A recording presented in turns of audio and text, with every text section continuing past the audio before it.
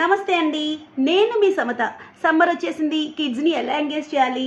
మనం కొన్ని open ended stories చెప్పుకొని పిల్లల్ని ఎంగేజ్ చేయొచ్చు. For example, hare and tortoise story మనకు తెలుసు. Who won the race? Every child will see the tortoise won the race. Why? Because hair ki over confidence. Hare slept under the shade of the tree. By the time tortoise slow won the race kada. Deen batti slow and steady wins the race అని కూడా ఒక proverb చెప్పుకుంటాం. But twist ఏంటంటే ఈ స్టోరీలో tortoise వెళ్తూ ఉంది కదా, హెయిర్ షేడ్ దగ్గర పడుకోలేదు. Hare didn't slept anymore. Hare is also in the race. అప్పుడు ఏం జరిగి ఉంటుంది? What may be who may won the race and what may happen in the story అని చెప్పి పిల్లల్ని అడిగితే డిఫరెంట్ ఆన్సర్స్ వస్తాయండి. సో మనం పిల్లల్ని కూర్చోబెట్టి ఇలాంటి ఓపెన్ ఎండెడ్ క్వశ్చన్స్ అడగచ్చు.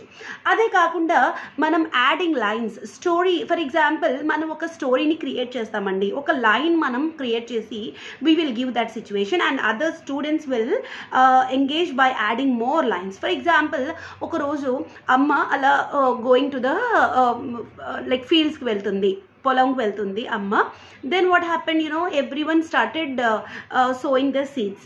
సడన్గా ఏమైందంటే అని చెప్పి ఆపేస్తారు. అప్పుడు పిల్లలు ఆలోచిస్తారు సడన్గా ఏమై ఉంటుంది అని. Then one child will give one answer, one reply. For example, సడన్గా వర్షం వచ్చింది అనొచ్చు. ఇంకొక చైల్డ్ ఇంకొక రిప్లై ఇస్తాడు. ఇలా అందరూ, ఫర్ ఎగ్జాంపుల్ ఒక ముగ్గురుంటే ముగ్గురు, ఐదుగురుంటే ఐదుగురితో స్టోరీ స్టార్ట్ చేసి అండ్ కంక్లూడ్ మీరు చేయాలి.